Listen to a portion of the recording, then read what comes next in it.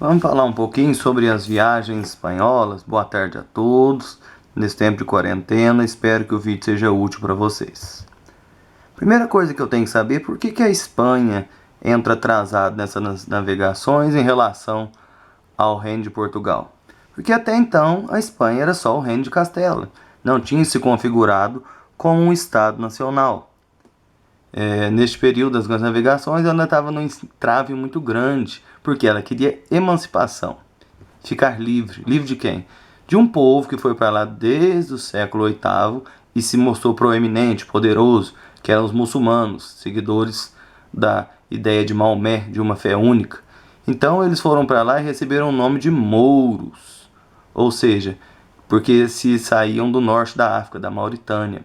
E aí a Espanha perdeu tempo pacificando e expulsando aquele povo, então ela entra com um período tardio das grandes navegações. Cristóvão Colombo fez a primeira grande viagem financiada pela Espanha. Vale destacar que num mundo como hoje, que tem gente que acredita que a Terra é plana, ele já acreditava o formato esférico da Terra. Ele queria circundar a Terra chegando até as Índias sem ter que contornar o continente africano, algo inovador. E aí como que ele faz? É importante lembrar que a opção primeira dele não foi a Espanha, foi Portugal. Ele chegou a Dom Henrique e pediu auxílio, custeio de Dom Henrique e dos membros da igreja da época para ele traçar a viagem dele. Mas Dom Henrique, confiando na tática portuguesa de cruzar o périplo, nós já falamos do que é o périplo aqui, ele não foi aceito. Então ele pede ajuda para quem? Para a rainha Isabel de Castela. Ela concede 3 embarcações e ele parte em 3 de agosto de 1492. E em 12 de outubro ele atinge a ilha de Guanayani, na América Central. Na época ele chamou os habitantes dali de índios porque ele imaginou que tinha chegado da Índia. Não sabia ele que era outro continente. Depois foi a vez do navegador Fernão Magalhães, em 1519. Ele partiu com 5 navios numa viagem que demorou 3 anos. O que ele queria? Ele queria circunnavegar o Atlântico, contornar o sul da América e atravessar o Pacífico. No entanto, é importante lembrar que partiram 265 marinheiros e apenas 18 retornaram. As condições climáticas, o mar bravio e a pouca conhecimento, a pouca tutela daquela região contribuíram para dificultar a navegação dele.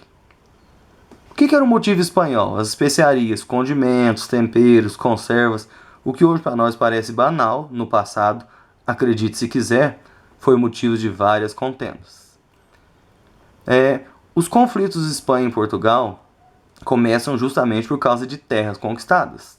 Vale lembrar que quando Cristóvão Colombo morreu lá, neste período, 1504, o Américo Vespúcio, grande geógrafo, grande circunnavegador, percebe que as novas terras não eram um emaranhado de terras simplesmente, era um novo continente.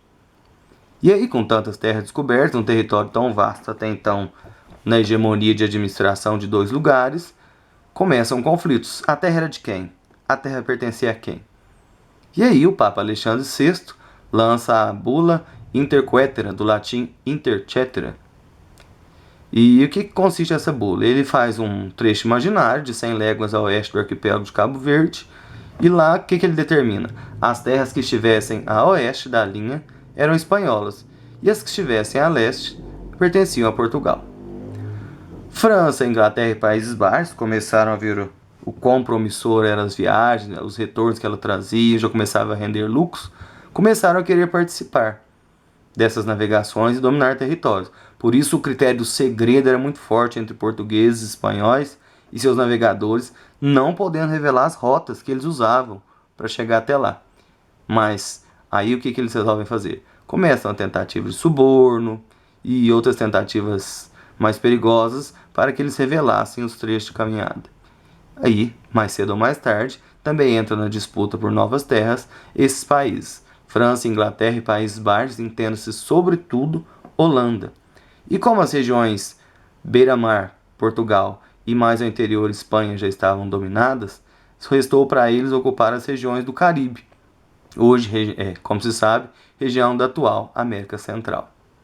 Por enquanto, é bom lembrar também que essas nações queriam mais. Essas nações não ficaram satisfeitas apenas com essa região.